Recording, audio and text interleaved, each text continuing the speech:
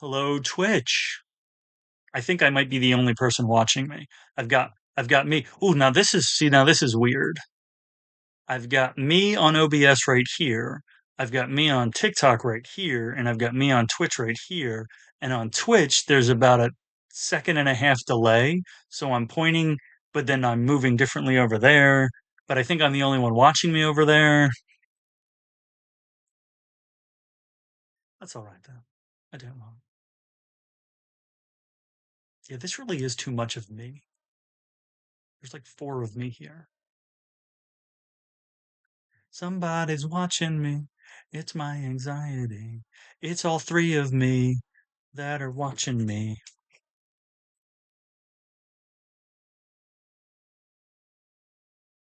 Yeah, I was going to antagonize Maggot tonight, but I guess Mag is in hiding after Cory Booker dragged them through the streets of Washington, D.C. I should have made I should have made the title of this stream Booker 2028. I should have made it. The wife suggested that I make it Obama's third term. Because I mean, if Trump's going to try to find an end run around the two-term limit, then all bets are off. Honestly, if Trump is going to try to find an end run around the two-term limit, I want the opposition ticket to be like Obama with George W. Bush as his vice president. Which it's insane that I would say that because prior to Trump, W was my least favorite Republican president of my lifetime. Um, and so for me to have this affinity for him now, like as a post-president human being, is sort of a testament to how god awful Trump is at existing. Um, but I would love a split second. I had talked about that during when was it? It might have been Obama's second term. It might have been when it might have been no, you know what it was? It was 2015 when Hillary was running and then Trump was running, but they hadn't picked, thank you for the follow. They hadn't picked their vice presidential candidates yet. And I talked about not hating the idea of Hillary picking Mitt Romney as her running mate and running a split ticket to potentially pull in the center right people who were sensible enough to see how awful Trump was, but couldn't necessarily quite be persuaded to vote for a fully center left ticket. And the idea of having sort of someone center left and center right to sort of balance out right to the center. That didn't happen. It's not, there's no rule against it. It's just not, a lot of the commentary I read on it uh, is that the general sentiment about it is that it's more detrimental than it is beneficial. It's kind of like the idea of third party candidates that as much as might want to believe in the idea of like, well, if we have, a Green Party candidate, a Libertarian Party candidate, a Constitution Party candidate, a Reform Party candidate, then we have more options. But what we really have is two mathematically possible candidates. And then third party votes just peel votes away from either of them. Now, what effect that actually has would, you'd have to sort of analyze an individual election. But all that really ends up happening is the which of the two major brand name parties ends up winning. Thank you. I actually see that's the crazy part, right? I have the World War II shield, and I also have the um the modern day shield. I do love that one though. That one is actually metal. That one could actually I don't it wouldn't stop a bullet, but that could actually like protect against, maybe some bludgeoning damage or something. See, that's what's going on over here. I am the only one watching me on Twitch. It's because I'm going up against Farrah Moon. Well, you see, I'm going up against Sasha Grey, Patrick Lawler, and Farrah Moon. In order, it's Sasha Grey, Farrah Moon, and Patrick Lawler. Sasha's got about 980 viewers over there. Honestly, I might get no. I'm just kidding.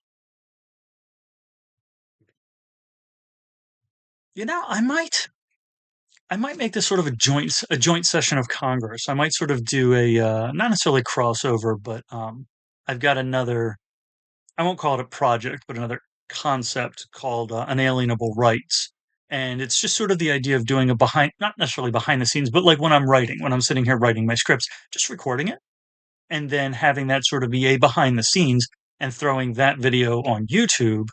Um, and having those be however long they are. You know, the script might sometimes might take me 2 hours to write, depending on the amount of research I have to do, or it might take me, 20 minutes to write if it's just a straight up opinion piece. If it's one where I just completely crash out and give into the urge to indulge my vulgarity, it might take me 5 minutes to write it. Um, I was going to write no, I did write that one this morning. I was gonna write the promo video for tonight, last night, and then didn't, but then had the idea of how to write it today.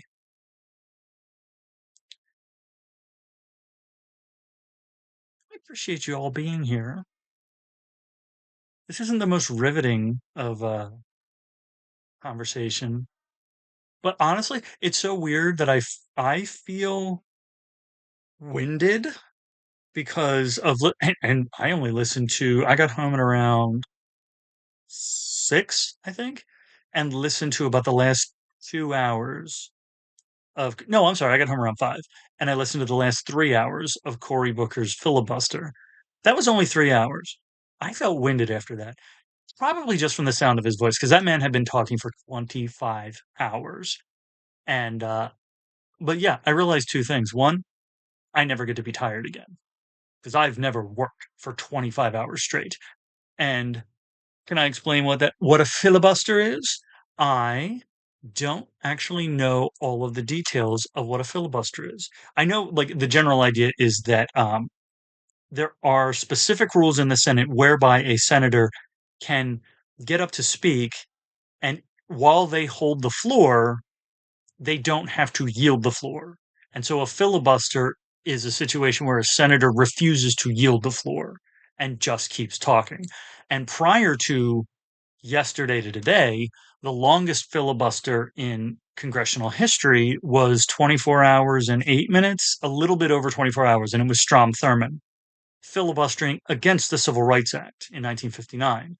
And yesterday into today, starting 7 o'clock last night into 8 o'clock tonight, Cory Booker filibustered for 25 hours, except that he wasn't filibustering against um, any sort of progress. I think the bill that he was actually filibustering on was the budget and just how terrible the budget is going to be for the economy. Um, I don't really know all the details of filibustering, and I don't remember it being in the. It's got to be in the Constitution. Filibuster. I actually want to make a D&D character who's a bard, who is essentially a lawyer, and his name would be Philip Buster. Filibuster in the United States Senate. Filibuster is a tactic in the United States Senate to delay or block a vote on a measure by preventing debate on it from ending. Uh, so it's in the Senate rules. It's in the rules that the Senate created for itself. It's Rule 22 of the Standing Rules of the United States Senate. Allows the Senate to vote to limit debate by invoking cloture on the pending question.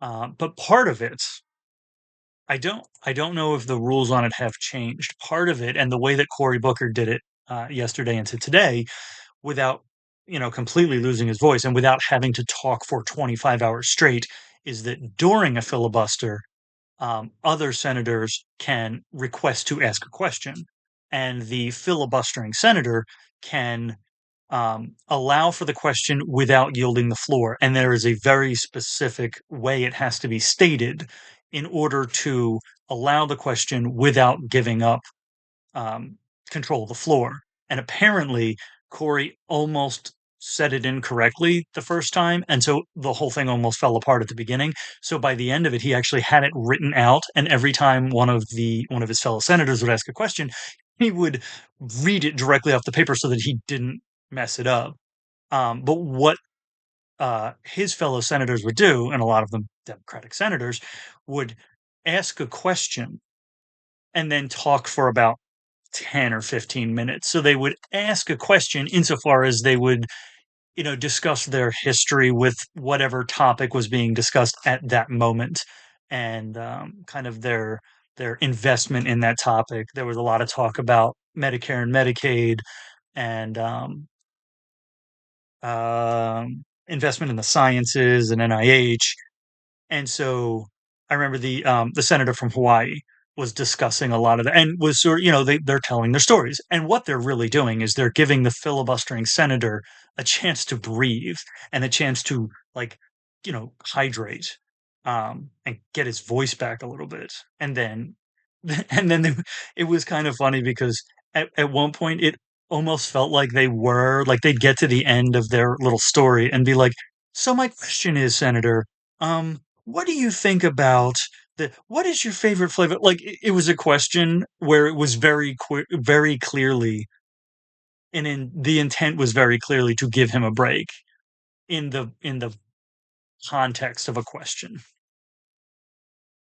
But, like, I'm sitting here thinking, I'm gonna talk for an hour, and, I'm like, I would absolutely try to talk for 25 hours. I wouldn't try to do it here. Um, I'll try to do it here. I would have to have, like, Crawford won? Who's Crawford? Do you know how bathroom breaks were managed 24 hours? I don't know. So, I know at the end of it, he said something about, like, having certain biological needs that had to be taken care of. So, I don't know if he just didn't use the bathroom. I'd have to check the rules. I feel like there's a possibility he might not be allowed. Like, if you leave the Senate floor, that might constitute, uh yeah, yeah, I was gonna say, if you leave the Senate floor, it feels like that would constitute yielding the floor. Elon was dumping a ton of money into our opponent. Oh, that's beautiful. He actually talked about Corey was talking about that, how, now I'm getting familiar. He wasn't allowed, yeah. Now I'm getting familiar, just, talking about him by his first name. Okay, I don't have the right stuff then. It's okay. Um, Thurman notoriously relieved himself through the like, honestly, I mean, like, I don't wanna say to be fair, um, "Hey, for the love of the gods, welcome back." He dehydrated himself to do so. Yeah, like, that was the thing when he was talking about, like, the preparations they had to go through. Besides the research, this is like running a marathon. I mean, like, you have to physically prepare for this sort of thing. Yeah. Um, Now, Strom Thurmond also notoriously just read the fucking phone book and, um, like, various state laws on, um, racial segregation. But, now I could almost imagine, having been a kid on long car trips, I could almost imagine there being an empty milk jug behind the podium. It is like prepping for surgery where you can't have, yes, yeah, honestly, yeah, probably. I mean, like, not it's not required, but, like, if you're thinking about, like, I can't leave this room for 24, 25 hours. You're like, I have to essentially dehydrate myself to the point where I'm only then drinking enough water to maintain myself, not enough water to pass it. Yeah. Um, but no, Corey was talking about, all the money that Elon has dumped into political races, and, like, obviously, specifically the money that he put into, Trump's, campaign, but about how, and this was a really great moment, but Corey was like, I don't wanna sound like I don't wanna sound like a conspiracy theorist, but, how much of politics is now being affected by, Elon saying, if you Republican politician don't do what we want you to do, if you cause problems, then I'm gonna put $100 million into the campaign of somebody to run against you in a primary." And, like, that's not even conspiracy theory. That's literally just lobbying. Like, that's what politics is. I mean, that's what the Koch brothers did. It's just Trump just has a more well-off benefactor now. I mean, he's got 2 benefactors. He's got a South African benefactor and a Russian benefactor. And this is why, see, it's unfortunate that I didn't actually manage to lure any MAGA in here, because, like, those are the people, like, I kind of, Trucker's friend under Corey's maybe right, or, Oh, no, I'm thinking of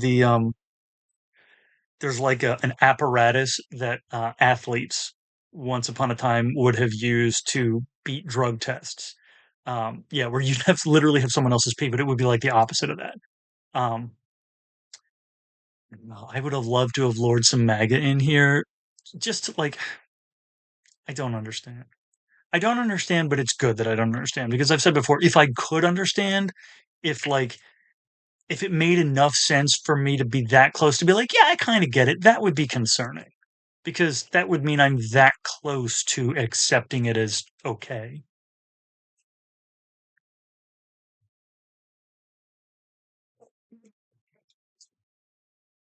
Hey, love Teresa. Uh, I am full. You know what though? I am fully on board for Booker 2028. This felt even more powerful because I remember Barack Obama's Audacity of Hope speech at the DNC. Um, it was maybe it was 4 years before he ran. Maybe it was John Kerry's run in 2004, and the sense that everyone had listening to that speech that this was a guy, that Obama was a guy who was like a major piece of the future of the party. Yeah, yeah. And and then this was bigger than that because I mean that was a single speech. That was an hour long speech. Hey, since there aren't any, I'll fill in. Yeah, so yes, perfect. You can't give yourself a bingo space though. You got to put no, the clown and the baby bottle are the free spaces. I should check into soy. That's right. Nobody knows, right? Nobody knows if you're the moderator or not. Thank you, Greg. I appreciate that. That's one of those things I can't fake. That's actually one of those things I know when someone says that it's absolutely true because having the tism, I very much like can't control my face. Like I'll have just what do I call it? Oh no, resting. Oh, I can't remember what I call it. It was a variation on resting bitch face. I can't remember what it was though. But like just I have that resting face where it's like blue screen. Like this I'll say the screensaver goes on inside my brain and I'll just be sitting and I'll just be like the 1,000 yard stare. They do that as a symbol next to my that's right. Yep, there you are with your little person symbol. Um resting glitch face. I love that. I love that. I might use I'm gonna use that. Um but yeah, like the best I'm able to do in terms of controlling my face is my videos here because I can see my face when I'm recording, and it takes me so many times to record a video. Like the video that I shared today, the promo video for this one, took me 26 or 27 tries to get not just get right, because I got about 5 or 6 uh unstuttered, but it took 27, I think 27 or 28 to get the one that I wanted. Like I heard it back and I was like, that's the one. Um, the absolute worst that I had in the last several months was one of my Constitution videos. It took me 41 tries to get it correct. Um, but those are cases where I can emote properly because I can see my face as I'm doing it. So weirdly, it's like looking at someone else but having the ability to like telepathically tell them, "Hey, do this," or enunciate it this way, or put the emphasis here, or change change this syllable here, change this breath here. Take your verbal comma here rather than here. Um, damn, if it takes more than a dozen takes, you scrap the whole thing. See, 2028, yeah. If I get like 10 or 11 or 12 in, I get angry at myself and it makes me like I'll get 10 in, mess up. The one that I did today was on Article 5 of the Constitution. It's like a minute 59 long. It's almost 2 minutes. And I got literally to the last 8 or 9 words and messed up. And I got so angry that I'm like, I'm not going to stop until I get this right. Which then of course spirals because the angrier I get about it, the more I mess up. So I keep messing up. I keep getting angrier. That makes me mess up more. Eventually, though, I sort of like find my way through and eventually get a take that's satisfactory enough to keep. Um, but yeah, I I go the other direction. I if I get mad enough. But see, and part of it is that I because I script my stuff, it's very narcissistic to think, but like I feel like if I've taken the time to script it, and most of the time it's the political ones. I think I have scrapped a few, but if it's the ones that are like political or like the Constitution ones, I feel like they are important enough that I have to suffer through. Like it's something that's worth suffering through to make, especially the Constitution ones. Especially, it was so poignant that during Cory Booker's filibuster, he talked so much about the Constitution specifically, about the separation of powers specifically, and that was one of the ones that I read today because I recorded Section One of Article Three. So, Section One of Article One, Section 1 of Article 2 and Section 1 of Article 3 are the three vesting clauses. Those are the three clauses specifically in the Constitution that create the separation of powers and the system of checks and balances that that separation creates. Because Article 1 discusses the creation of the Congress, Article 2 discusses the creation of the executive branch, and Article 3 discusses the creation of the judicial branch, the Supreme Court, and the inferior courts. And the first section of each article says that these powers are vested in this branch. The section one, article one is the legislative powers are vested in a Congress composed of the Senate and the House of Representatives. Section 1, Article 2, the executive powers are vested in the President of the United States. Section 1 of Article 3, the judicial powers are vested in a Supreme Court and any inferior courts that Congress sees fit to create. Um, and Corey was hitting on that repeatedly, specifically in terms of how badly Trump is violating the separation of powers, how he's trying to legislate by executive order.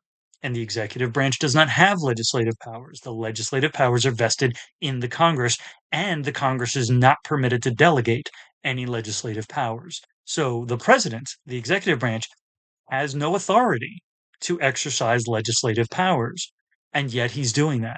And he's violated the Constitution repeatedly. He's violated the 14th Amendment when he's talked about, and then his administration and cabinet have talked about not, recognizing birthright citizenship. He's violated. He's just recently violated the 12th and the 22nd Amendment when he's talked about running for a third term. Um, Violated the I think it's section 8 of article 1, which specifically gives Congress the authority to coin and value money. So when he tweeted about we're going to get rid of the penny, I've told them to get rid of the penny. The president doesn't have that authority. That literally in the Constitution is assigned to Congress. And so him tweeting, thinking he can legislate by tweet, is an absolute violation of the Constitution, which is why, and I wish I could have lured some MAGA in here. He's trying to consolidate legislative power into the executive branch while ignoring judicial power. Yeah, exactly. And Corey said this. Who's going to stop him? Like he's going to do it until he is stopped. That is the nature of villains. They don't just stop on their own. They don't just like out of the goodness of their heart go, "Oh, I shouldn't. That's something I shouldn't have been doing to begin with." In regards to MAGA knowledge of the Constitution, where'd it go? I heard this once. MAGA read 2A and called it a day. Yeah. So MAGA knows half of one amendment because they skip over the first half of the Second Amendment. The Second Amendment says um, a well regulated militia being necessary to the security of a free state, the right to bear arms shall not be infringed. They skip that first part. They're not too terribly worried about the well regulated part of the Second Amendment. So they know like half of one amendment. He must be stopped. Called it. Oh hell yeah! First time I've seen you. Hey Casper. Yarr. Yeah. I mean, I didn't call this one Tockstream. It is Tockstream over on Twitch. But this is at least chapter. If it's not chapter one, it's at least the prologue to Tockstream. And can't you make the argument that the police are the well-regulated militia? So the well-regulated militia would be the National Guard at this point in history. Um, the police really ought not be. See, that the part of the problem that we have in U.S. law enforcement is that we have militarized peacekeeping. So the police are supposed to be peacekeepers, and we've given them the power and equipment of military, and they shouldn't have that. Did you ever start your timer? I did. We apparently have 22 minutes left. Well, see, I started it here. The Okay, the Twitch stream is at technically 25 minutes. So yeah, that's about right. Because I started a Twitch stream about 10 minutes early so that it could send out notifications, which is funny because I'm the only one watching it right now. Uh, isn't that what SWAT is? The middle. I mean, basically, SWAT's like domestic Blackwater, and I know they don't call themselves Blackwater anymore. They rebranded. They're now Z, I think. They might have. I think I might have actually moved on from Z. That's how we got militias, then our National Guard. Yeah, the militia. What is the National Guard? Is the militia? Because the idea was, and this was a topic that I talked about at the very beginning of my TikTok career, which was, but the problem is that the Guard and Reserves are standing army, so they cannot be militia. Well, so one of the things I talked about at the very beginning of my TikTok career was that the reason the government wants us to have guns, because Republicans like to pretend that Democrats want to take away guns, and they don't. Just asking. I know very little, unless it's about food. Hey, that's completely fair. The National Guard is controlled by state government, so it's separate from federal control. Right. So, um, the Democratic Party doesn't want to take away guns from anybody. The government doesn't want to take away guns from anybody at all. And the reason was, once upon a time, we didn't have a standing army. So the militia was the people. So the people needed to be armed, and it was so that the government could call upon the people if the government or the country was attacked. So that there was no standing army. It was essentially a sitting army, and then you'd get a call. So there were state militias. So there was like, the Pennsylvania militia, the New Jersey militia, the New York militia.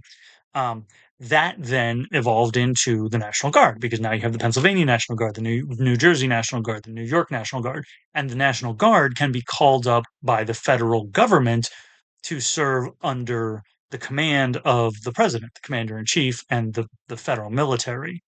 Um, but yeah, no, the government wants the people to have guns. Like it's not even a matter of the government wanting to take away guns. That doesn't make sense. The government wants people to have guns because the government wants to be able to use the people to protect itself. Essentially, the government essentially views the people as the human shield to protect itself. Hell yeah. Also, I grew up on Tea Party knowledge, so I had to unlearn a lot of stuff.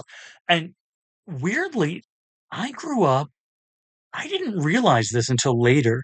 I grew up in a very Republican household, but it wasn't like a deeply conservative household.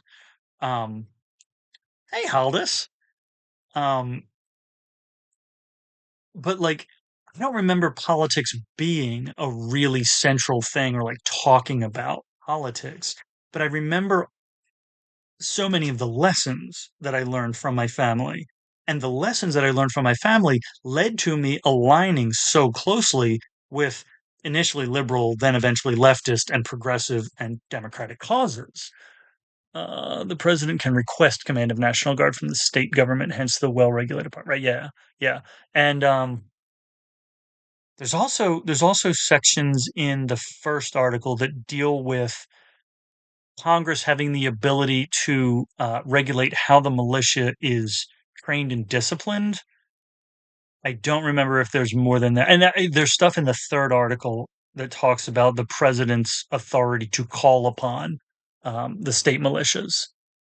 Me too. I voted McCain and stopped when the Tea Party kicked into high gear, but like literally Republican, not conservative. Also, are you an originalist by chance? That was Harrison asked that. Same. Yo, hey, Brandy. I don't know that I'm specifically an originalist. I have I've read the Constitution multiple times. I meant to, damn it, I meant to have the book in here. So we just went up to Washington, D.C. for a corporate gala, and the very swanky resort we were staying at literally had a gift shop. And in the gift shop, they had copies, like small, 5 by 8, thin volumes of the Charters of Freedom. So there's the Declaration of Independence, the U.S. Constitution, and the Bill of Rights. So I bought all three of them. So I literally have them in my work bag. I have them with me all the time. And I meant to have them in here so that I could hold them up in front of MAGA if MAGA had come in here. Now, I most of the time just use Wikisource. Um, and I've read it many times, but I've never really fully like deep dived in terms of like the premise of originalism versus interpretation. I don't feel like I'm necessarily an originalist because like Jefferson is one that I look to a lot in terms of the writing because he originally wanted the Constitution to have a sunset clause where it essentially the US government would have to have a another another constitutional convention every 19 years, every generation, and rewrite the Constitution every generation because he believed that each generation should decide for itself how its government could best serve its needs because needs change over time. Each generation's needs are not exactly the same; they're mostly the same, and it doesn't even necessarily mean that the Constitution has to be fully rewritten because one generation could take the Constitution of the previous generation and say, you know what, 98% of this still works perfectly well for us. We're just going to tweak this, this, and this, and ratify it. Um, Hey, what's the streaming schedule? I gotta hop out of here soon. Casper, I don't know that there's a schedule. I'm kind of looking at if not every Tuesday, every other Tuesday. I'm gonna say provisionally it'll be every other Tuesday. My first election, I wanted to defect when Clinton won. Didn't vote again until 2016 for Clinton. So everything just comes full circle. Not every generation needs First Amendment. Not every generation needs the. Well, see, there's 5 provisions in the First Amendment. Are we talking about? Hey, sorry. Are we talking about the freedom of speech, the freedom of the press, the freedom to assemble, the freedom from religion? Oh, I can't remember the fifth one. I feel like Amy Coney Barrett right now. There's there's 5 provisions. I've actually made a series. Yeah, so we've got speech, religion, press, assembly. Ooh, that's terrible. I've made the video. It's in my playlist. NG is also made for deploying internally. Oh, yeah, yeah, like domestic terrorism. Yep. Not every generation needs a First Amendment. Oh, it is. I'll take it. Need me a pickup on Tuesday. Right? Like we made it through Monday. I keep hitting the button. We made it through Monday. Tuesday is like, okay, let's pick things up for the week. I gotta look it up. I feel awful not remembering because I made in December of 2022 or 2023 petition. That's what it is. Yes, thank you. Um, in December of 2022 or 2023, I made I think it was 14 video series um, leading up to Christmas where I did a video on each of the First Amendments in the Bill of Rights, but I did 5 videos on the First Amendment because I did each of the 5 freedoms individually, and then the Second Amendment, and the Third Amendment, the Fourth, and the Fifth. So for my Constitution series, I currently have every script written because every section is going to be its own video, except for one, because there's one section in Article 2 that's really long, so I split it in half. So there's I think it's 26 sections or 26 videos. Um, but then I also have those 13 or 14 videos on the Bill of Rights, and then I have the 13th Amendment, the 19th Amendment, and the 22nd Amendment already done. And so I'm just going to fill in those last ones to have all 27. So I'll have the entire Constitution, the entire Bill of Rights, and the other 17 amendments. And then, like at that point, I think I might go back and do the Declaration of Independence because then I'll have covered all 3 charters of freedom. Although lately it seems the First Amendment isn't guaranteed. Next, it's been a while. It's been a while since I made those videos on the First Amendment. But if you happen to catch them, and I have a playlist, I think it's constitutional amendments. I currently have 2 playlists. I have the American Constitution and I have constitutional amendments. The first 5 videos, I actually discuss, um, times throughout history where all of those rights have been suppressed. Like during World War One, specifically, Woodrow Wilson, like really badly violated the Amendment right to the freedom of the press under the pretense of national security. Um, the freedom of speech. That's another one that Trump has violated with his little um, executive order legally defining gender as the sex that we belong to. Yeah, that's right. Lincoln suspended habeas corpus during the Civil War. Um, although habeas corpus isn't from the First Amendment, but yes, it's from the Constitution.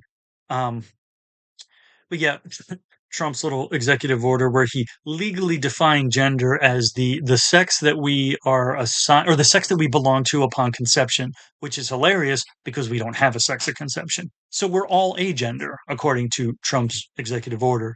But that executive order violates the First Amendment because it curtails the free speech of, technically speaking, only government employees because executive orders yeah, we're all non-binary now. We are all agender non-binary.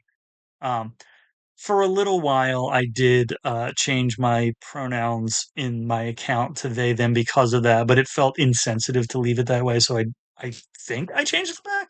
For a long time, they were just any pronouns because one of my pinned videos is about somebody left a comment about the any pronouns, and I made a video talking about the fact that I did not know the term then, but the fact that I am apparently casgender because I kind of don't care. I'm a mind downloaded into a meat suit.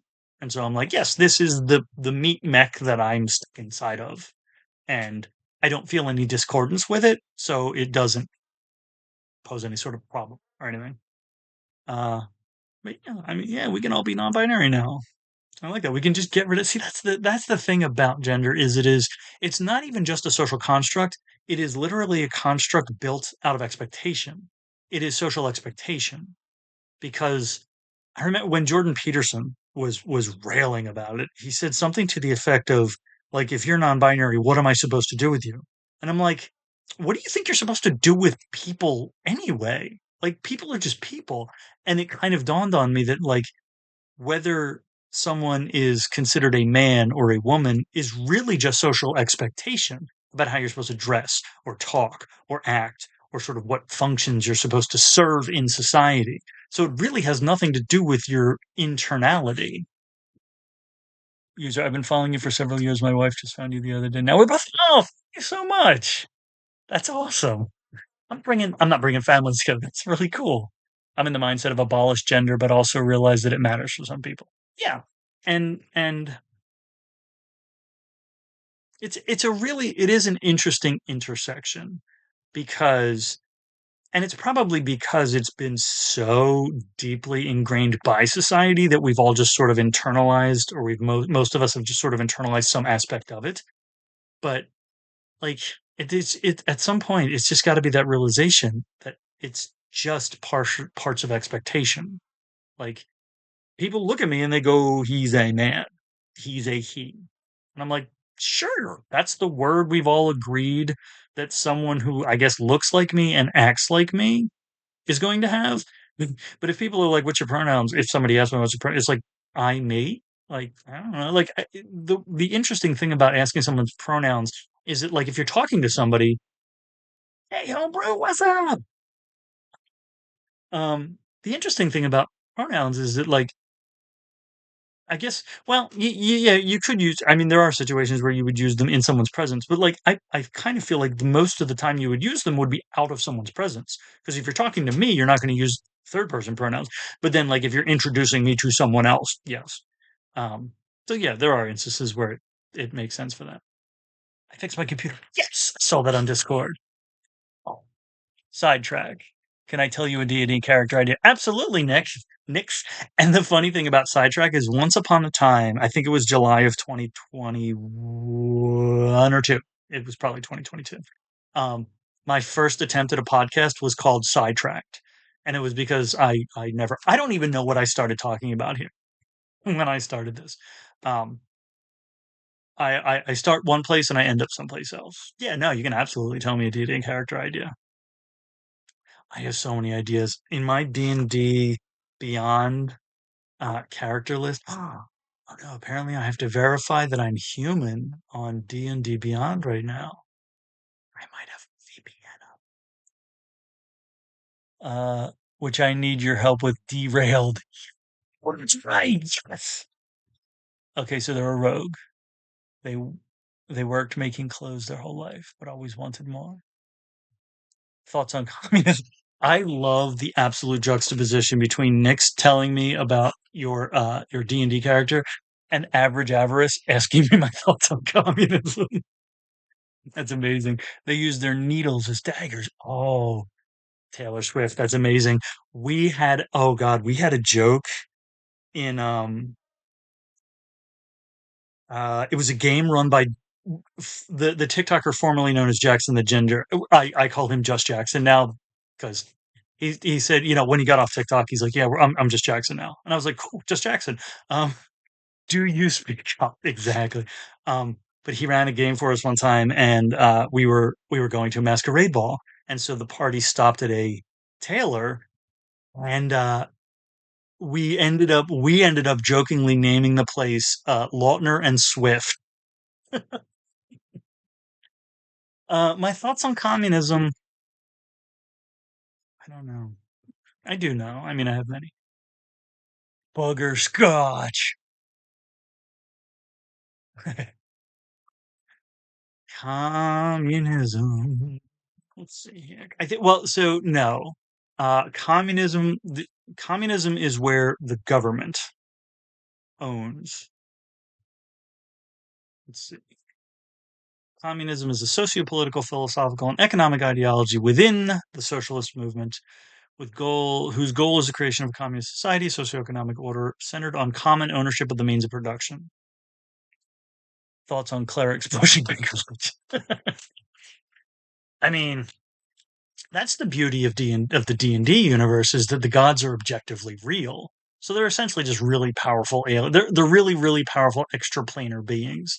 Like you could go either direction. You could think of your D&D character as like the humanoids like we're human in this material plane and then the gods are like some greater being. Or you could go the other direction and think of the D&D world and the D&D characters as like ants and that the gods of the D&D world are us the way that we are to ants.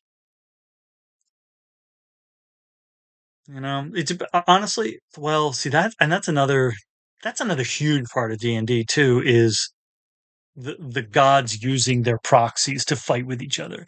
Could you argue that warlocks and paladins are the same as a pact is just an oath in another word? Oh yeah, absolutely. Um, the I guess the different. I mean, essentially, yes, it is. It's kind of the difference being like how the nature of the relationship that the uh, patron wants to have, because the warlock patron, it really is kind of the same.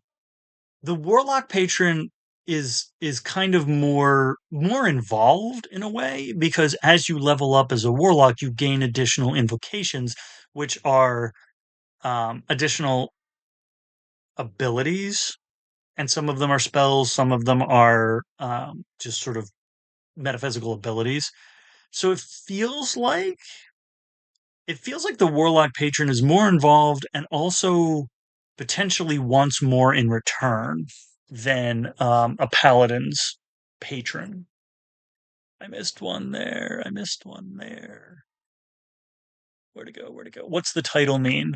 Jung 3. I had intended to try to lure MAGA supporters in here because MAGA is in fact a pronoun. In Hungarian, the word MAGA, MAGA, is a second person pronoun. It means you. And so what I realized at a certain point is that no, the live is going to end in 5 minutes. No, it's not. I have to put the puzzle together. Okay. Um, is that I realized that people who wear like a big old MAGA hat are just telling me their preferred pronouns. They want to be identified as MAGA.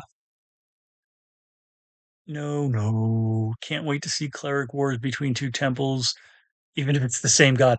I mean, to be fair, Greedy Paul, that's just human history. Like that's the war between the Protestants and the Catholics. Or the gods are the sim players and the humans are the sims. Yep.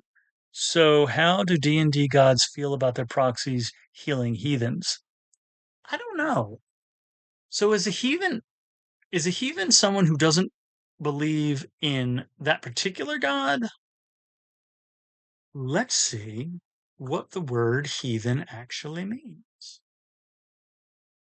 We're going to start with Google, although my go-to is Wiktionary because that lets me get into the etymology. Heathen can refer to someone who is not a Christian, Jewish person, or Muslim, or an irreligious, uncultured, or uncivilized person. Is heathen what we were before we were atheists? It probably is. A warlock who can't understand anything their patron says, but just has to guess. So, next, that's my theory on if there actually is slash are gods like in relation to us, that we have absolutely no way of knowing what they're saying. Because when people like to liken the relationship between the gods and us to like us and ants. And my first thought then is like ants can't understand us. They don't know what we're saying. So how can we imagine that we could understand what a god, what a deity is saying, implying, inferring with a message that it transmits? Now the answer to that is probably like, oh, it's if it's a god, if it created us, it knows the programming language, like it knows how to communicate with us. But it's also entirely possible that a god says like, don't eat meat on Friday, and it means something completely different. Like all of those words mean something completely different than what we think they mean because we invented language. Like the words that we're using, the words that we wrote down, the words that are in all of these holy texts are words that we invented to mean things to us in this world. So the idea that those words would be able to translate like celestial ideas to mortal creatures from a linguistic point of view is a little bit of a conundrum for me. Homebrew, yes, but paladins make the pact with the world. Sort of, the pact is a binding of a soul. The paladin doesn't lose their soul, so warlocks are just middle between cleric and paladin. Oh, that was 57 minutes.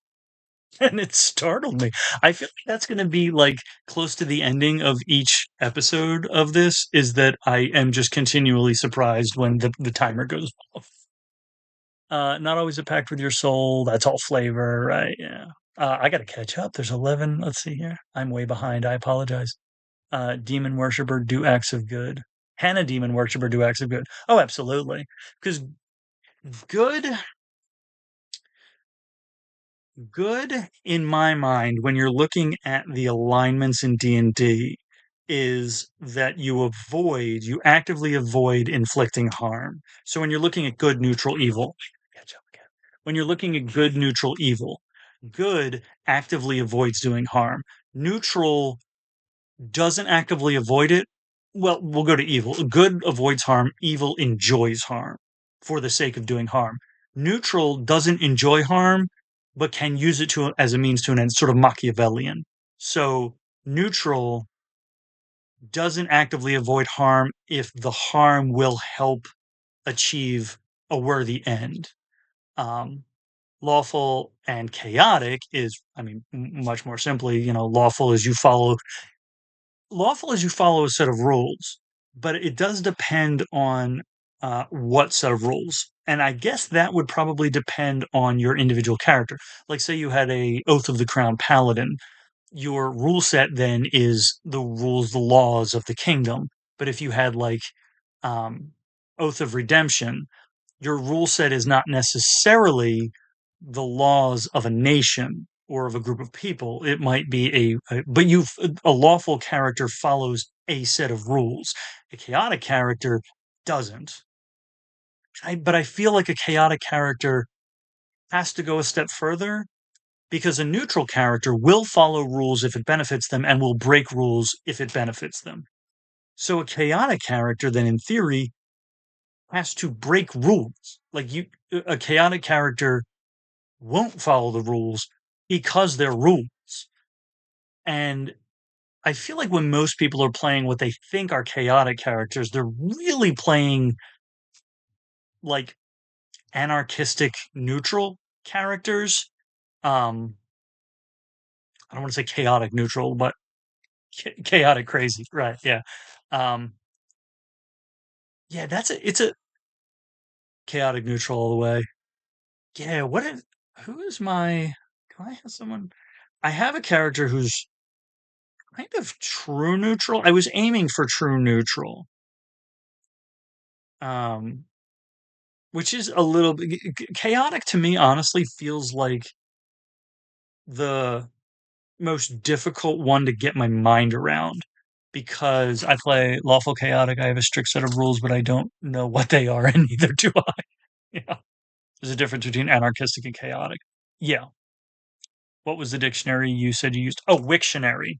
Um, it's like the dictionary side of Wikipedia. It's Wiktionary.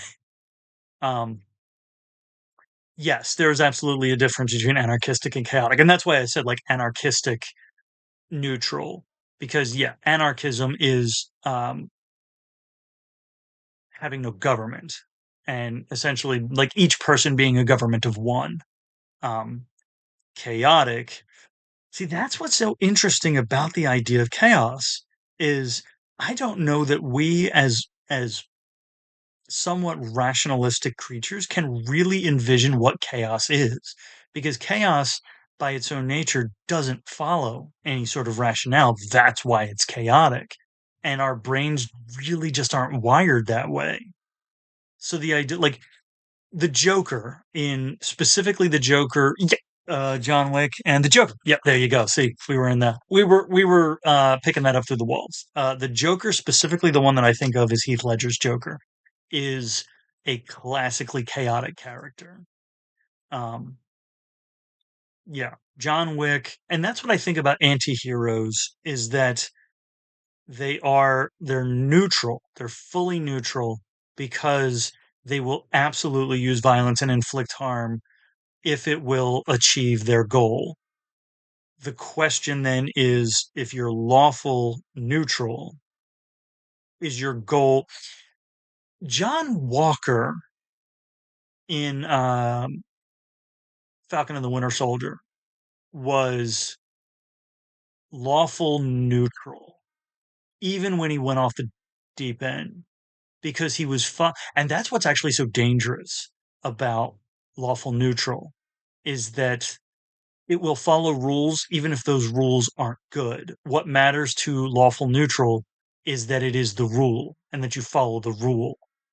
So, and then the difference then between lawful evil is someone who is following the rules and enjoying the harm that they inflict, which might actually bring us all the way back around to MAGA, because that's what, yeah, that's what I believe.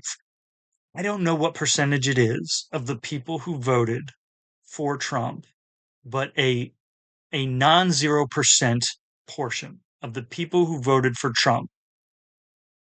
Captain Produce, that's fatherless behavior. Fatherless behavior. Your father would be embarrassed if he knew you existed.